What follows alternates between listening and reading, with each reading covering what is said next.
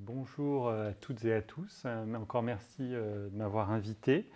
Donc après la présentation du docteur Leclerc qui portait vraiment sur la chirurgie en tant que telle, moi je vais vraiment me concentrer sur le rapport entre méningiome et hormones et surtout, comme on va le voir, entre méningiome et progestatif. Ça va être important de justement de ne pas mélanger toutes les hormones parce que encore une fois, et encore maintenant en consultation, je constate qu'il y a certains patients, voire certains médecins qui confondent un petit peu les différents types d'hormones et leurs liens potentiels avec les méningiomes.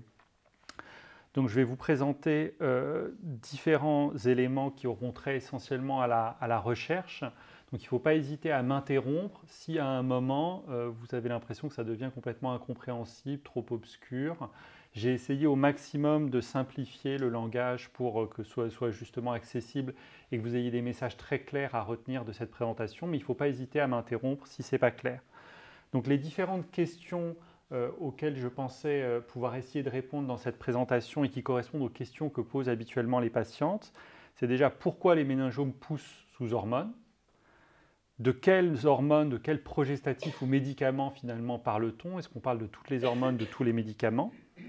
Quelles sont les spécificités des méningiomes liés aux hormones ou aux progestatifs? Comment ils évoluent ces méningiomes à l'arrêt des progestatifs? Et enfin, quelle est la génétique des méningiomes liés aux progestatifs? Mais finalement, cette question de la génétique, elle est importante pour les patients parce qu'il y a deux questions sous-jacentes qui peuvent en être tirées. Comment traiter ces méningiomes? C'est-à-dire si on connaît leur génétique, est-ce qu'on peut avoir accès à des traitements auxquels n'ont pas accès les méningiomes qui ne sont pas liés aux hormones? Et la deuxième question, c'est comment prévenir la survenue de ces méningiomes? C'est-à-dire si on connaît mieux leur génétique, est-ce qu'on peut éventuellement dépister un facteur de risque de survenue de ces méningiomes chez les patientes? Donc on va voir toutes ces questions une à une. Donc la première d'entre elles, c'est le lien entre méningiome et progestatif. Déjà, ce qui est important, c'est de comprendre ce qu'est un progestatif. Donc c'est une hormone stéroïdienne qui est d'action similaire à la progestérone, qui est le seul progestatif naturel, donc qui est l'hormone sécrétée par les ovaires des femmes. Et donc il faut bien comprendre que déjà progestérone et progestatif, ce n'est pas la même chose. La progestérone, c'est l'hormone naturelle, et on va voir un peu plus tard qu'elle n'expose pas à un surrisque de méningiome en tant que tel, alors que les progestatifs, ce sont des hormones de synthèse, et on va voir que chaque hormone finalement présente un surrisque de méningiome particulier. Et pourquoi finalement les méningiomes ils sont sensibles aux progestatifs et à la progestérone? Eh bien parce que près de 100% des méningiomes bénins présentent des récepteurs à cette hormone au sein de la tumeur. Et là, ce que vous voyez ici sur l'image de droite, c'est ce qu'on appelle une immunohistochimie, c'est-à-dire qu'on va colorer en marron des cellules d'une tumeur qui possède un certain marqueur. Là, le marqueur, c'est les récepteurs à la progestérone. Et vous voyez qu'il y a plein de cellules, plein de noyaux, plus spécifiquement, c'est-à-dire ces petits ronds bleus qui sont les noyaux des cellules tumorales, qui se colorent en marron, c'est-à-dire qui possèdent des récepteurs à la progestérone. Et ça veut dire que sur cette tumeur, si vous mettez de la progestérone, ça va actionner des voies de signalisation à l'intérieur de la tumeur qui vont potentiellement la faire pousser. Et donc les méningiomes, ils ont une sensibilité particulière aux progestatifs qui peuvent se fixer sur les cellules de la tumeur et donc influer sur la croissance tumorale. Et pourquoi finalement les méningiomes ils ne sont pas forcément influencés par les autres hormones? Ça s'explique aussi par d'autres données scientifiques sur les récepteurs aux autres hormones. Premièrement, il y a un marquage qui est rare et faible des récepteurs aux œstrogènes. Vous voyez ici une coupe identique de méningiome avec un marquage des récepteurs aux œstrogènes. Et là, vous voyez qu'il n'y a quasiment pas de coloration marron. Il y a un noyau qui est coloré, qui est marqué par la flèche. Il y a très peu de récepteurs aux œstrogènes. Ça veut dire que les méningiomes ne sont pas influés par les œstrogènes. Et si vous prenez un traitement hormonal qui contient des œstrogènes, quelle que soit sa voie d'administration, il n'y a aucune raison que ça fasse pousser le méningiome. Donc ça veut dire que le fait d'avoir un méningiome ne contre-indique pas toutes les hormones, bien sûr. Il ne contre-indique que les progestatifs et, comme on va le voir, que les progestatifs de synthèse. Ça, c'est important à savoir. Pour les récepteurs aux androgènes, ça ne concerne pas les patientes, puisque les androgènes sont les hormones mâles, mais il faut savoir qu'il y a un marquage variable des récepteurs aux androgènes. Les schémas que vous voyez en dessous, ils représentent l'expression des récepteurs hormonaux en fonction de l'âge des patientes. Vous voyez qu'il y a différentes tranches d'âge en dessous, un certain nombre de patientes qui ont été analysées. Et vous voyez que plus la courbe elle est haute, plus il y a un pourcentage important de cellules au sein de la tumeur qui expriment les récepteurs.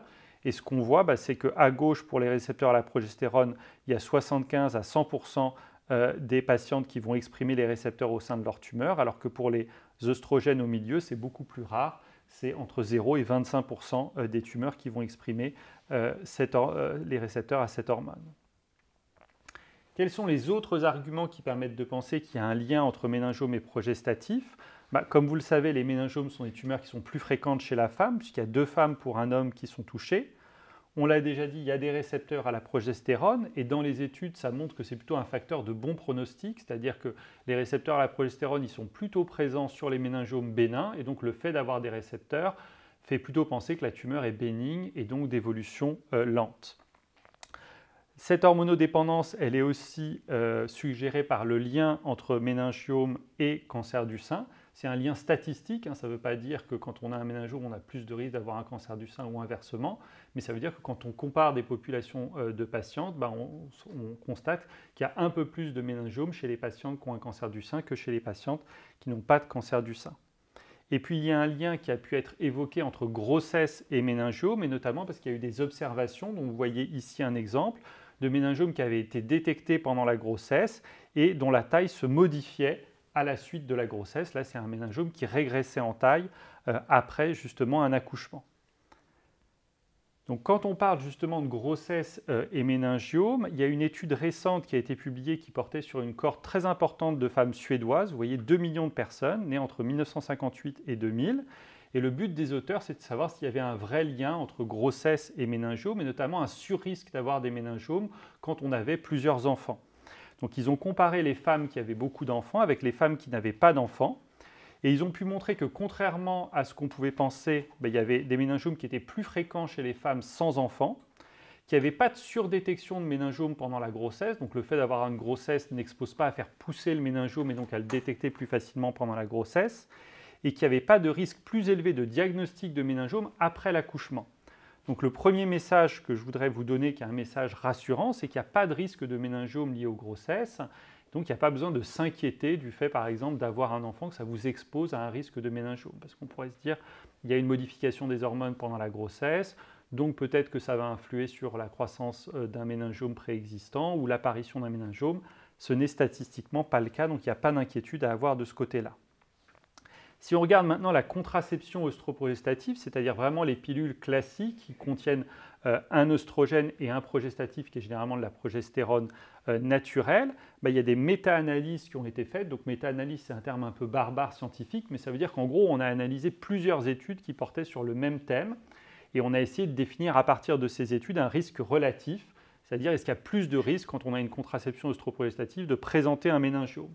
Donc là, vous n'avez rien à retenir là-dessus, mais c'est juste pour vous montrer les différentes études qui ont été analysées et le résultat global qui est marqué ici. Quand le résultat est autour de 1, il n'y a pas de risque, et quand il est supérieur à 1, il y a un risque supplémentaire. Là, le résultat il est à 0,93, donc ça veut dire qu'il n'y a pas de risque de méningiome lié aux contraceptions œstroprogestatives. Là aussi, c'est un message rassurant. On peut prendre un contraceptif classique avec un œstrogène et un progestatif et ne pas présenter de surrisque de méningiome au cours de sa vie.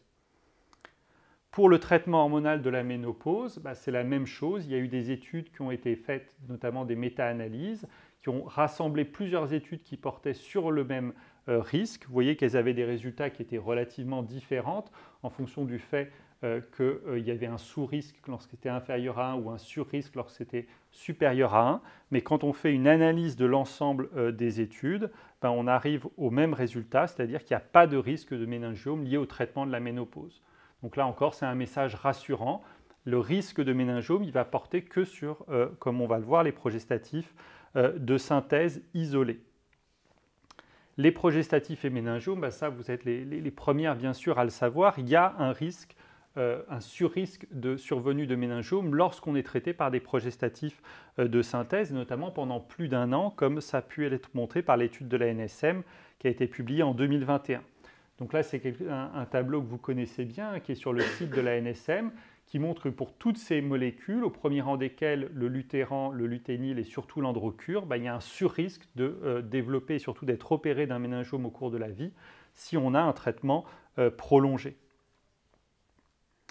Pour les autres progestatifs, par contre, il n'y a pas de surrisque pour la progestérone seule, hein, quel que soit le mode d'administration, pour la dihydrogestérone, le Dufaston, et pour notamment les stérilets au levonorgestrel, les stérilets Mirena. Donc là aussi, c'est pour vous dire que même au sein des progestatifs, il n'y a que les progestatifs de synthèse qu'on appelle macrodosés, c'est-à-dire le lutéran, le luténil et l'androcure, qui vont exposer un surrisque de méningiome, et la progestérone naturelle et certains composés associés à la progestérone ne présentent pas de risque surajouté. Donc là aussi, c'est un message rassurant pour dire on n'a pas à éliminer toutes les hormones lorsqu'on a un méningiome ou lorsqu'on craint un risque de méningiome. Il n'y a que certaines hormones qui vont vous exposer à ce risque de méningiome. Donc ça, c'était pour le lien entre méningiome et progestatif. Et si maintenant on regarde la spécificité de ces méningiomes sous-progestatifs, comme vous avez dit le docteur Leclerc, les méningiomes ils peuvent être révélés par différents symptômes, mais les méningiomes hormonodépendants, comme vous êtes les premières à le savoir, ils vont avoir tendance à se situer à la base du crâne, autour notamment de la région d'émergence des nerfs optiques au sein de la boîte crânienne, et c'est pour ça qu'ils vont être préférentiellement révélés par des troubles visuels et par ordre de fréquence, dans un deuxième temps, plutôt par des maux de tête. Et effectivement, en termes de localisation, ils vont être situés plutôt dans la région ici de la base du crâne, c'est-à-dire proche du niveau des yeux, ce qu'on appelle l'étage antérieur et l'étage moyen, dans 2/3 des cas. L'autre grande spécificité des méningiomes hormonodépendants, c'est qu'ils peuvent être multiples. Vous voyez ici un exemple en bas où vous avez 3 méningiomes qui sont quasiment collés les uns contre les autres et qui sont liés justement au traitement hormonal. Et ça, c'est très spécifique des méningiomes hormonodépendants, puisque dans la population générale, la très grande majorité des méningiomes, ils sont uniques.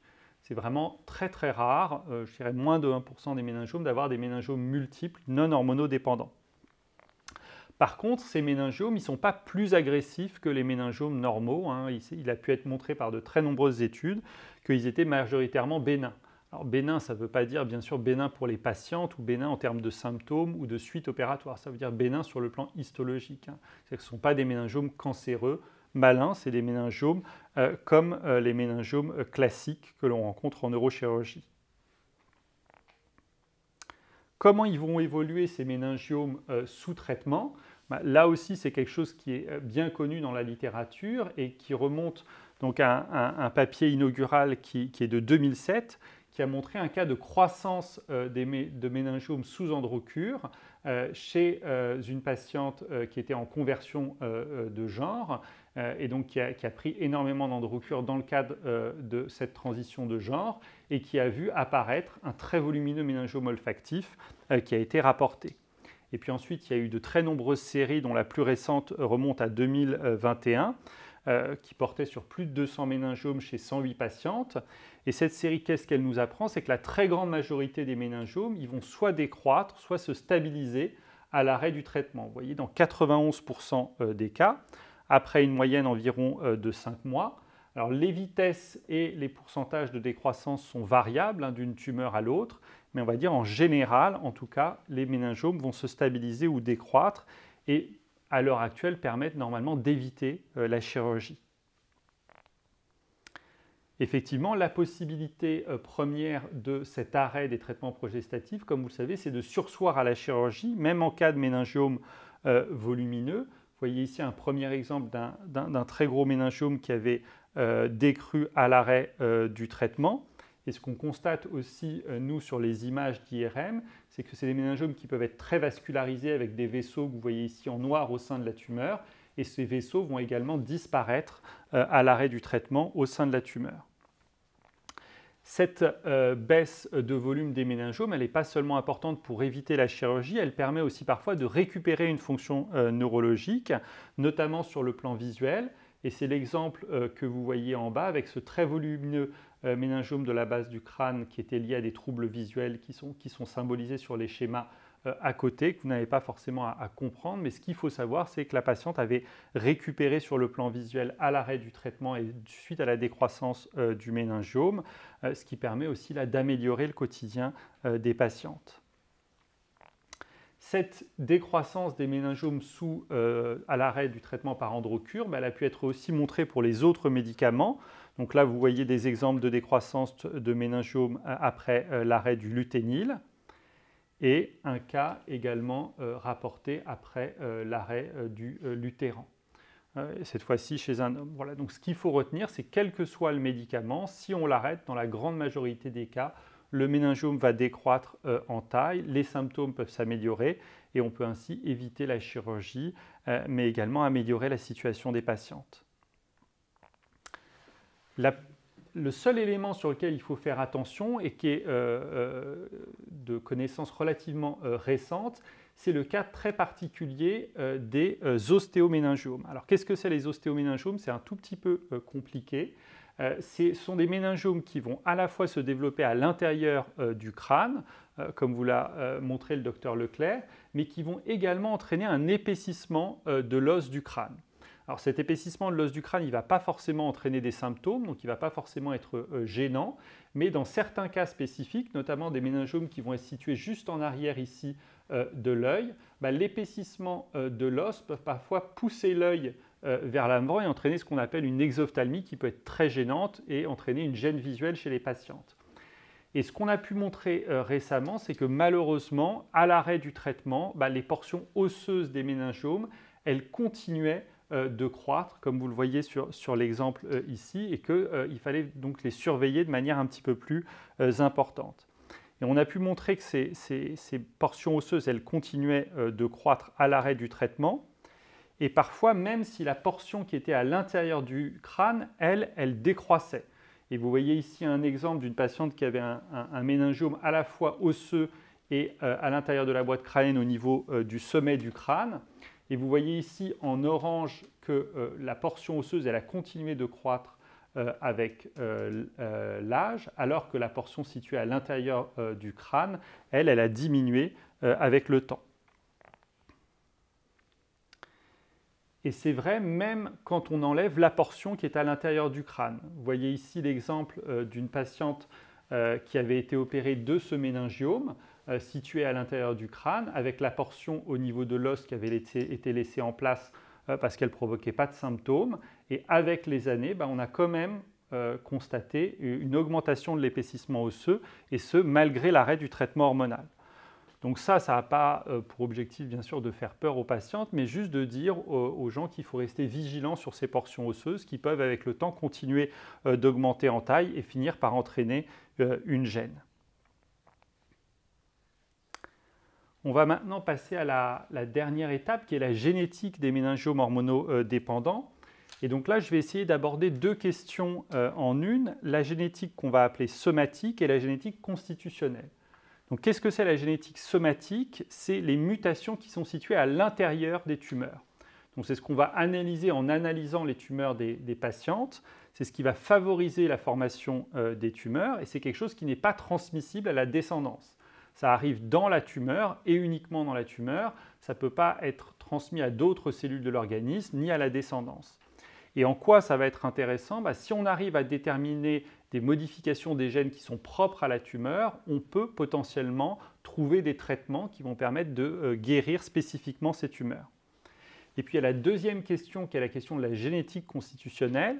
Qu'est-ce que c'est ça? Ce sont les variations génétiques qui sont présentes dans le sang. Ça va prédisposer à la formation des tumeurs, sans forcément que les tumeurs se développent de manière systématique chez toutes les patientes. Mais par contre, c'est quelque chose qui est transmissible à la descendance. Et ça va nous permettre de répondre à la question du dépistage. C'est-à-dire que si on connaît ce qui prédispose à la formation des méningiomes chez les patientes, on va pouvoir dire à certaines patientes, vous ne prenez pas d'hormones de progestatifs parce que vous allez développer des méningiomes, et au contraire, des patientes qui ne présenteraient pas ces facteurs de prédisposition génétique, on pourra leur dire, vous pouvez prendre des hormones sans risque si vraiment chez vous c'est indiqué. Donc c'est à ces deux questions qu'on va essayer de répondre avec la génétique des méningiomes. Donc la génétique somatique des méningiomes, c'est-à-dire les mutations qui sont présentes dans les méningiomes, c'est une question à laquelle on a répondu par une étude sur 40 patientes qui étaient porteuses d'un méningiome, qui avait été traitée par un progestatif au long cours pendant une durée de 15 ans, Vous voyez qu'il y avait différentes molécules qui étaient concernées, principalement effectivement l'androcure. Et on a ensuite recherché les gènes qui étaient mutés dans ces tumeurs et on les a comparés avec des méningiomes sporadiques, c'est-à-dire des méningiomes tout venant non liés aux hormones. Et ce qu'on a pu montrer, c'est que les méningiomes non hormonodépendants classiques, ils étaient liés à des mutations de 3 gènes, au premier rang desquels le gène NF2, puis ensuite le gène TRAF7 et dans un très très petit nombre de cas le gène PIK3CA. Les gènes NF2 et les gènes TRAF7, c'est des gènes sur lesquels malheureusement il n'existe pas à l'heure actuelle de molécules qui permettent de cibler ces altérations pour traiter les tumeurs. Au contraire, les méningiomes hormonodépendants, ils étaient majoritairement liés à des mutations du gène PIK3CA, qui étaient très rares dans les méningiomes non hormonodépendants, et dans une moindre mesure le gène TRAF7 et le gène NF2. Et ça, pourquoi c'est important? Parce que les mutations du gène PIK3CA, elles existent dans d'autres maladies, dans d'autres cancers, et elles sont potentiellement accessibles à des traitements ciblés. Donc ça veut dire que si on sait qu'un méningiome est muté PIK3CA, on a plus de chances de le traiter s'il réévolue malgré l'arrêt du traitement progestatif, ce qui n'est pas le cas pour un méningiome lié à NF2 ou à TRAF7. Donc ça ouvre potentiellement des perspectives de traitement si les méningiomes devaient continuer de grossir malgré l'arrêt du traitement hormonal. Ce lien justement entre gènes et méningiome, on a essayé de l'explorer, nous, à travers un modèle souris de méningiome. Donc ça, je vous en parle assez rapidement, c'est pour que vous voyez un petit peu ce qu'on essaie de faire en recherche pour répondre aux questions. Comme on savait que les méningiomes hormonodépendants étaient principalement liés au gène PIK3CA, on a créé une souris qui pouvait exprimer une forme mutée du gène PIK3CA et on a réalisé un modèle de méningiome par activation de ce gène dans les méninges de la souris. Et puis ensuite, on a imprégné les souris en acétate de cyprotérone à l'aide de pastilles sous-cutanées en les traitant de manière là aussi très prolongée pendant 9 mois, sachant qu'une souris vit en moyenne entre 18 et 24 mois. Donc c'est une grande partie de la vie de la souris. Et on a également regardé l'effet des hormones sur la prolifération des méninges de la souris in vitro. Donc là, sans rentrer trop dans la complexité des données, on a fait donc 3 modèles. Un modèle donc lié à la mutation du gène PIK3CA, des souris normales qu'on appelle wild type, qu'on a soumises à l'acétate de cyprotérone, et notre modèle de souris PIK3CA qu'on a également soumis à l'acétate de cyprotérone. Les résultats de notre étude n'ont pas été complètement concluants parce que ce que vous voyez sur ces courbes de survie qui montrent au fil des jours le nombre d'animaux qui sont survivants, c'est que quand on soumettait les souris à l'acétate de cyprotérone seul, elles avaient une survie normale, mais dans notre modèle lié aux mutations du gène PIK3CA, on avait une surmortalité des souris, ce qui fait qu'on n'a pas pu les exposer très longtemps à l'acétate de cyprotérone. On a quand même pu montrer que dans le modèle PIK3CA, les souris, comme les patients, pouvaient présenter des méningiomes, dont des méningiomes relativement invasifs, mais on n'a pas pu montrer d'augmentation du nombre de méningiomes par acétate de cyprotérone. Ce qu'on a montré néanmoins, c'est que sous l'effet de l'acétate de cyprotérone seul, les souris ne développaient aucun méningiome. De la même manière, on a cherché à savoir l'effet de l'acétate de cyprotérone sur la méninge de la souris in vitro. Donc on a cultivé des cellules de méninge de souris qu'on a soumises à l'acétate de cyprotérone et puis on a cherché à voir comment ça faisait éventuellement pousser la méninge. Et ce que vous voyez sur ces courbes qui vous montrent au fil des jours le nombre de cellules dans un groupe contrôle qui est en blanc et dans un groupe soumis à l'acétate de cyprotérone en gris, c'est qu'il n'y a pas de différence en termes de nombre de cellules en fonction du fait qu'on soumet ou pas les cellules à l'acétate de cyprotérone. Donc ce que ça veut dire, c'est que l'acétate de cyprotérone, ça ne semble pas faire proliférer les cellules méningées. L'effet n'est pas tout à fait celui d'un effet prolifératif comme un cancer qui prolifère. Vous voyez, c'est un effet un tout petit peu différent. Et le fait que les souris n'aient pas présenté de méningiome sous l'effet de l'acétate de cyprotérone seul, ça nous a fait poser l'hypothèse qu'il y a une susceptibilité génétique qui favorise la formation des méningiomes et que le fait de donner des hormones sans susceptibilité sous-jacente, ce n'était pas suffisant pour donner des méningiomes. Alors bien sûr, ce qu'on trouve chez la souris n'est pas forcément transposable à l'homme ou la femme, mais ça nous permet néanmoins de déterminer des hypothèses et donc de mener des recherches ensuite plus adaptées. Si on regarde maintenant la génétique constitutionnelle des méningiomes, c'est-à-dire les mutations ou les anomalies qui peuvent entraîner la formation de méningiomes comme facteurs de risque, il faut savoir qu'il y a certains facteurs de risque qui sont bien connus dans la littérature, notamment le fait d'avoir une radiothérapie dans l'enfance, ça vous expose à développer des méningiomes. C'est un risque qui est relativement important, même si ce n'est pas systématique. Il y a des maladies génétiques comme la schwannomatose NF2 qui vous exposent dans presque 50% des cas à développer des méningiomes. Et puis il y a ce qu'on appelle des facteurs de susceptibilité génétique, c'est-à-dire que vous pouvez avoir des petites anomalies dans vos gènes qui entraînent un petit surrisque de développer des méningiomes. C'est un risque qui est quasiment infime sur le plan statistique, mais qui peut éventuellement être exploré par des études sur des très très grandes populations. Et ce qu'on pense pour les méningiomes hormonodépendants, c'est qu'il y a aussi ce facteur de susceptibilité génétique, ce qui explique que ces méningiomes soient très spécifiques, ils soient localisés dans une région particulière du crâne, qu'ils aient ce caractère multiple qui est très rare dans la population générale, et aussi lié au fait que seule une fraction des patientes qui ont eu de l'androcure ont développé des méningiomes. Et il y a aussi des arguments très forts pour le fait qu'il y ait une susceptibilité génétique. C'est des cas qui ont été rapportés chez des vraies jumelles. Donc des patientes qui avaient exactement le même génome, les mêmes gènes, qui ont toutes les deux été soumises à l'acétate de cyprotérone. Donc il y a 2 cas qui ont été rapportés, 2 jumelles traitées pendant 7 et 9 ans et 2 autres jumelles traitées toutes les deux pendant 30 ans par acétate de cyprotérone. Et ce qui est très étonnant, c'est que les 2 jumelles, dans les 2 cas, ont développé des méningiomes. Mais comme vous voyez dans l'exemple ci-dessous, elles n'ont pas développé exactement les mêmes méningiomes, ni en nombre, ni en taille. Mais néanmoins, elles avaient toutes les deux des méningiomes multiples.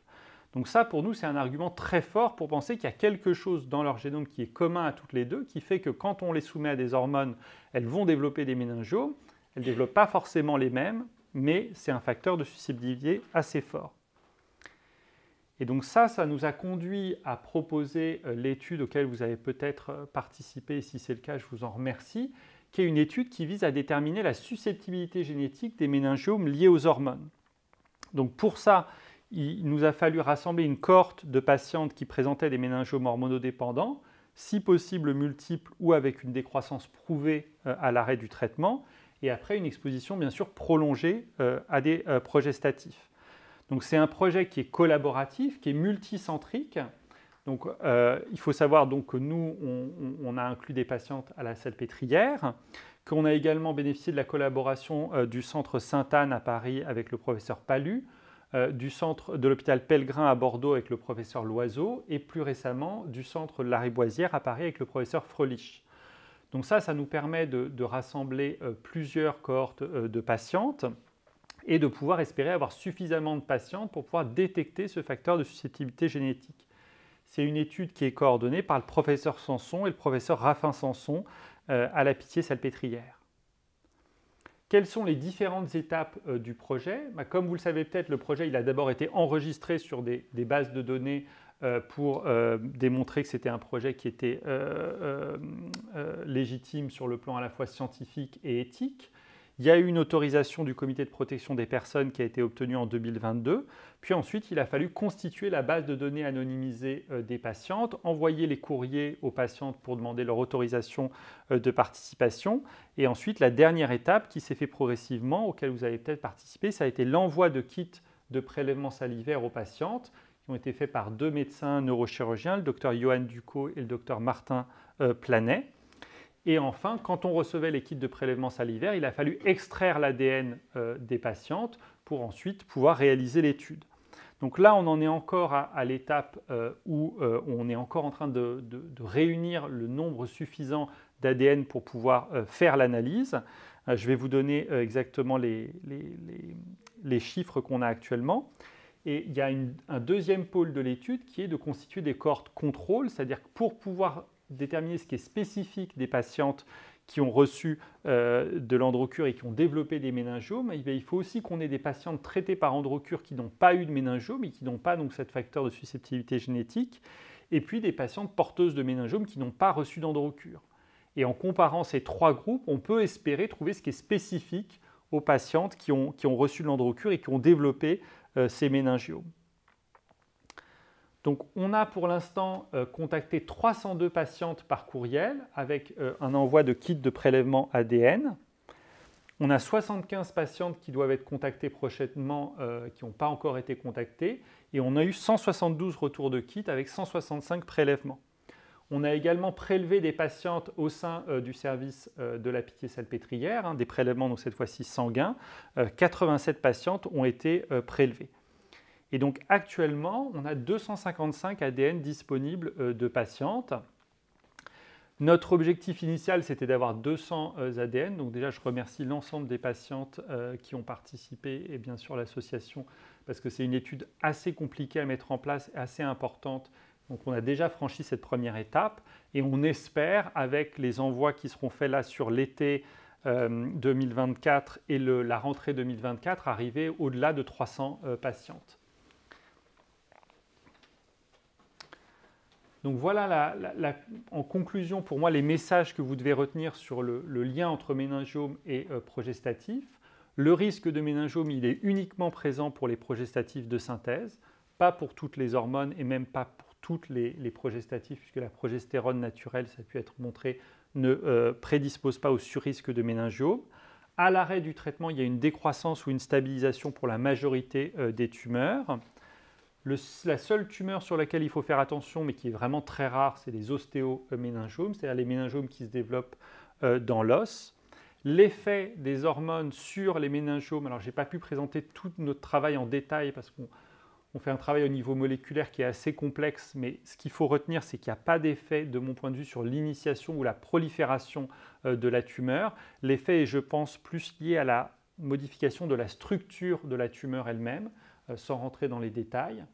Et un autre élément qui est très important, c'est déterminer la susceptibilité génétique qui est très probable en cours d'exploration et qui nous permettrait dans l'idéal d'établir un test de dépistage pour savoir les patientes qui peuvent potentiellement présenter des méningiomes si elles étaient exposées à des progestatifs. Voilà.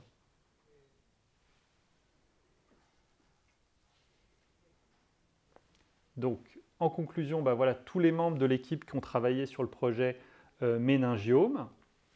Les collaborateurs, on travaille avec des collègues en neuropathologie à la fois en Allemagne, à Heidelberg et sur l'Institut du cerveau. Et puis, au final, tout ce travail n'aurait pas pu être possible sans les associations, notamment la RTC qui a financé les études moléculaires que je n'ai pas pu vous montrer parce qu'elles sont très complexes, mais qui nous aident à comprendre ce qui se passe au sein des méningiomes hormonaux dépendants et qui sont encore en cours actuellement. Et puis la Fondation ARC et l'association Amavea qui a beaucoup aidé, là, notamment pour justement réunir ces patientes et les motiver pour participer à l'étude Andromède, qui est encore en cours et qui, je pense, donnera malheureusement pas forcément de résultats avant 2025-2026 au rythme où vont les choses. Merci pour votre attention.